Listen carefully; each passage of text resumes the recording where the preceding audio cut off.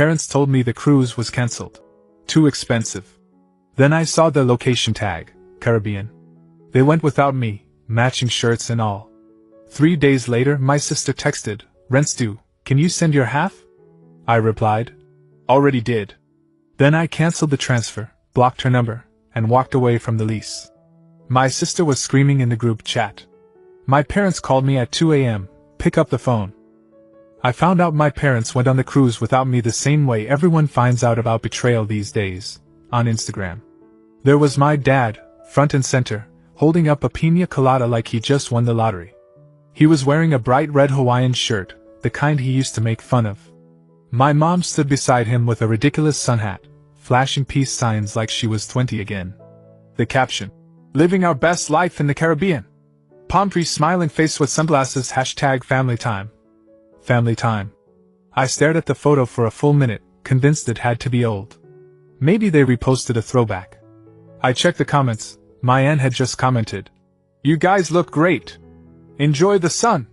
My cousin added 3 fire emojis and wrote, "Living the dream." Then I saw the tag. The cruise line. The one we'd booked together 6 months ago. It wasn't a throwback. 2 days earlier, my dad called me and said the trip was off. "Too expensive, Brian. Cruises are a luxury right now. Flights, baggage fees, everything's gone up. We just can't swing it. Maybe next year." No apology. No mention of the $7,000 I had already sent them over the past few months to help cover my share. $7,000, for what was supposed to be a family vacation.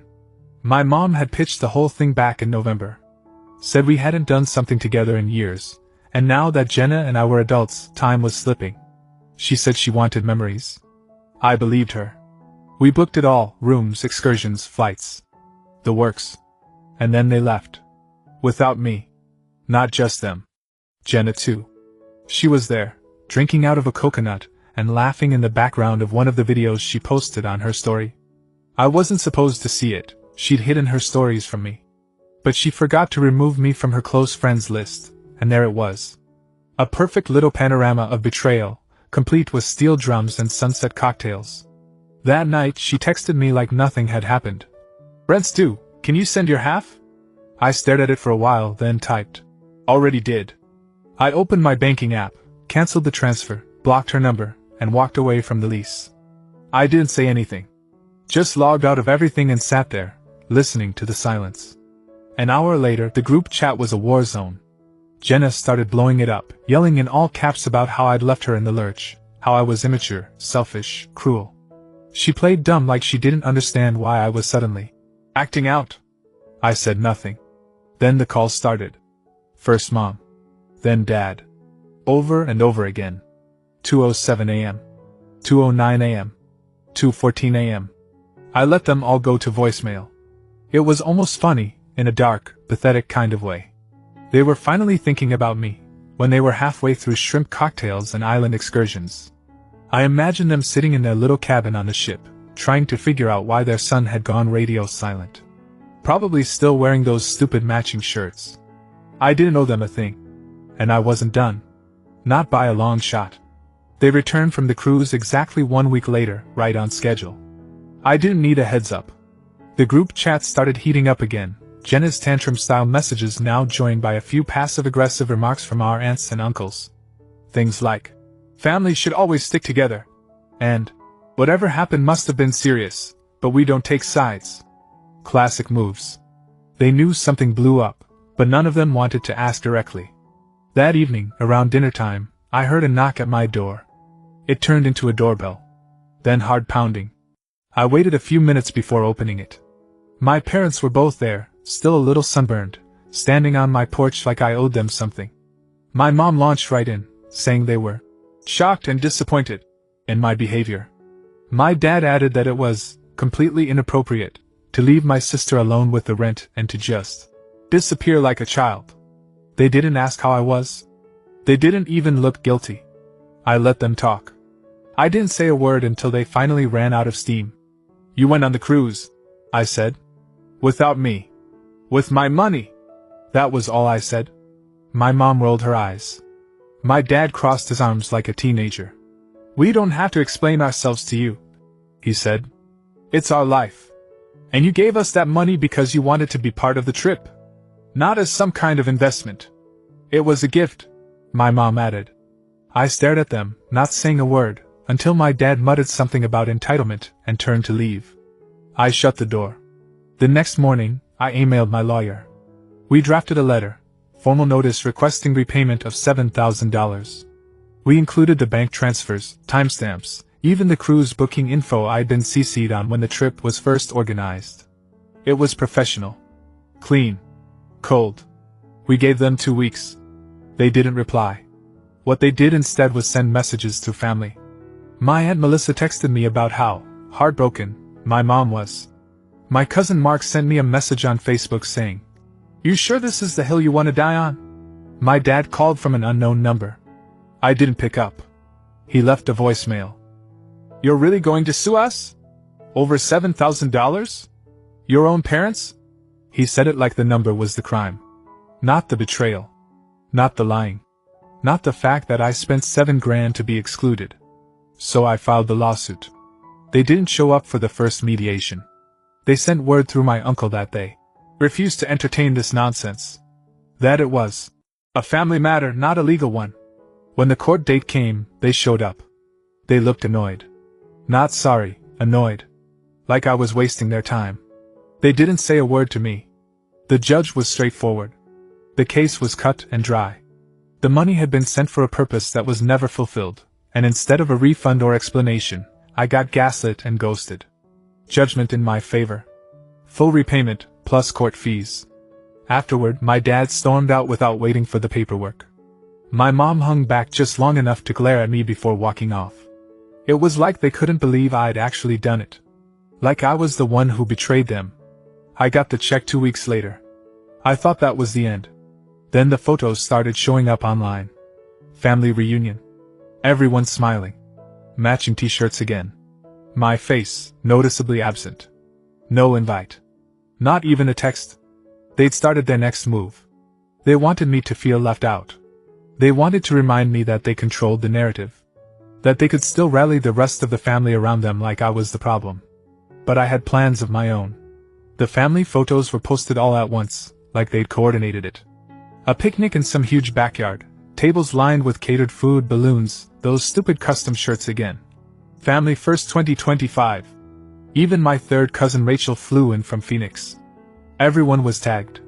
Everyone except me. Not a single call. Not a single message. Just smiles and hashtags and that fake joy people post when they want to make a point. I didn't comment. I didn't react.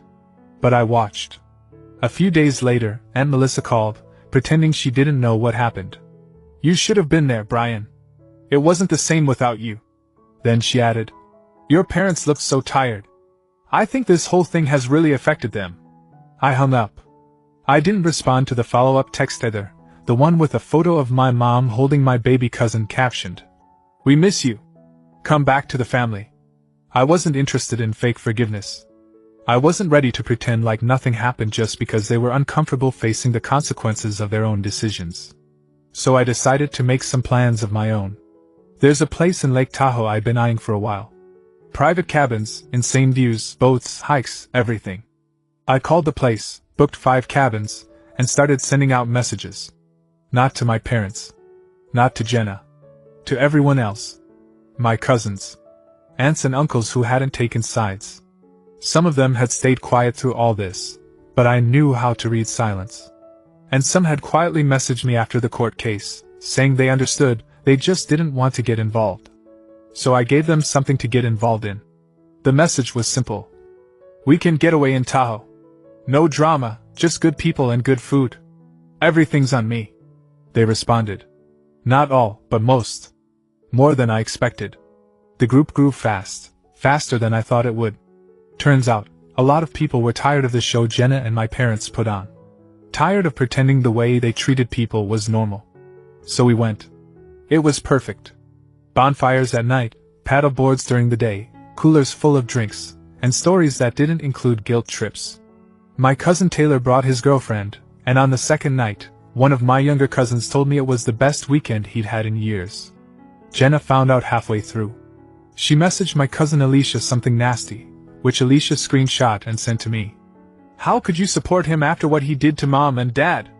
My parents followed it up with a flurry of angry texts. I didn't read them. I just deleted the thread. They must have lost their minds when they realized no one was coming to their next little family dinner. I heard they canceled it last minute. Said they were reorganizing priorities. That was the final straw. They started going nuclear. My mom sent a mass email to the entire extended family, passive-aggressively thanking those who remained loyal through a difficult time, and hoping that those who abandoned us find their way back to the values this family was built on. And yet somehow, I was the villain. Still, something about Tahoe shifted things. I wasn't angry anymore. Just done. Then, out of nowhere, a message arrived. Not from Jenna. Not from my parents. But from my grandmother. It was 3:12 a.m. when the email came in. Just one line in the subject. Can we talk? It was from my grandma. And I knew immediately it wasn't just a check-in. She never got involved in family drama. She wasn't one of those people who pretended not to take sides while secretly fueling the fire. If anything, she was the only one who ever treated me like a full adult in this family, even when I was a kid. Her house was always neutral ground growing up. No one raised voices there, no one picked fights. I didn't open the message right away. I stared at it for almost an hour. Something about seeing her name brought back all the pressure I'd shoved down after the lawsuit, the guilt, the exhaustion, the part of me that still, for some stupid reason, wanted to be understood. I finally opened it. It was short. Not dramatic. Just her voice, clear in the way only hers could be. Brian, I'm not writing to fix anything. I don't want to tell you who's right or wrong. I just want you to think about what kind of life you want to live when this all dies down. That's all I care about. I love you. Always have, always will.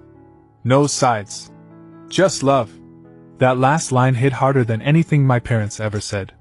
The next day, I called her. Asked if she could come by. We sat on my porch that afternoon, sipping coffee while traffic hummed in the distance. She didn't come with any lectures. No guilt trips. Just asked how I was. I told her everything, not just about the cruise, the lawsuit, or the Tahoe trip. I told her about the build-up. The years of being the dependable one. The way my parents would disappear whenever things got hard and pop back up when they needed help. The years I covered for Jenna, the excuses I made for them, the way I always kept quiet when things hurt. She listened. Really listened. When I finished, she nodded slowly. You did what you had to do, she said. But that doesn't mean you're done yet. You just got free. Now comes the hard part, deciding who gets to stay in your life, and on what terms. That stuck with me. I spent the next few days thinking about that, about whether I wanted peace, or justice, or both. I didn't want to go backward. I didn't want another fake apology, or some guilt-drenched dinner where everyone pretended nothing had happened. I wanted something real. Or nothing at all. So I sent a message to my parents. Short. Controlled. Just enough. I'm not looking for an apology anymore. I've accepted that I won't get one. But I'm also not going to play pretend. If you want to talk, really talk, I'll listen. If not, that's fine too. But the games stop here. No reply. 3 days later, I got a text from Jenna. Just a date and time. A cookout at my parents' house. No invite. Just a notification. I asked Grandma what she thought. Sounds like they're trying, she said. Even if they don't know how. So I went.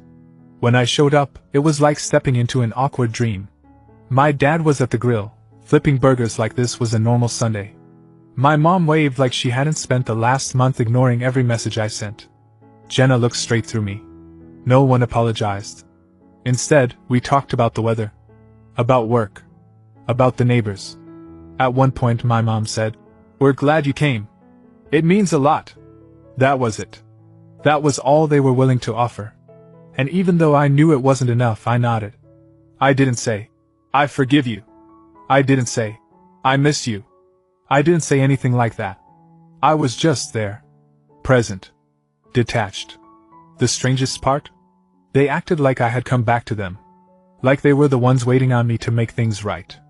Like I had something to prove. And that's when I realized something else. I was never going to get what I wanted from them. But I could still take back the narrative. Because I wasn't the villain. And I wasn't done. The cookout was nothing more than a photo op. They didn't say it out loud, but it was obvious. They needed evidence they could control. Proof they could show the family that I had come around. That everything was fine now, no harm done. The lawsuit? The betrayal? All just a misunderstanding. Forgiven, forgotten. Let's eat. But I left feeling more certain than ever that nothing had changed. They didn't want to rebuild anything with me. They just didn't want to look like the bad guys. That was the whole point of inviting me back, to polish the story, not to face the truth. So I disappeared again. Quietly this time. 2 weeks passed. Not a single message.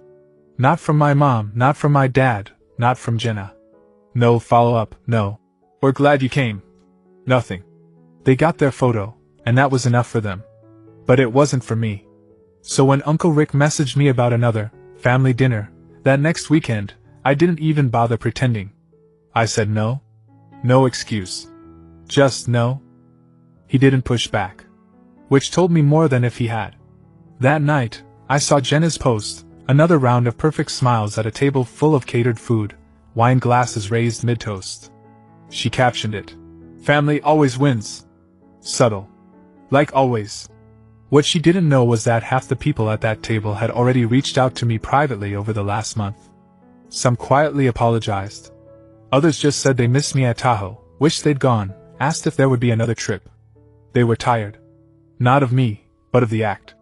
So I gave them an invitation. Something different this time. A long weekend in Asheville, North Carolina. I booked out a group of cabins just outside the city. Beautiful place, views of the mountains, quiet trails, bonfire pits, local breweries within a 10-minute drive. I covered the cost. Just like before. I didn't invite my parents. I didn't invite Jenna. I didn't even bother pretending it was open to everyone. I invited the ones who had seen me. The ones who hadn't looked the other way. The ones who had shown up when I didn't have to ask. Almost everyone said yes. By Saturday morning, the pictures were already making the rounds. Group hikes, sunset shots over the Blue Ridge, us drinking around the fire. No drama, no tension. Just people enjoying being together, no performance, no passive-aggressive digs, no carefully curated optics. I didn't tag anyone. But I knew Jenna would see it. She still followed a few of the cousins who were there. She put it together fast. My parents too. Sure enough, Sunday afternoon, I got a call from a number I didn't recognize. Voicemail. It was my mom. She sounded calm, controlled. Said she hoped I was doing well. That she saw the trip. Then came the part one expected. So this is what you want now? A family without us?